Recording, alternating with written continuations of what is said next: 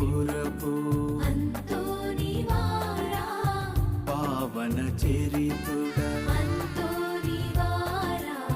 పరమ పవిత్రుడా ప్రార్థన పరుడా శ్రీయేసు బాటలో నడిపించుము.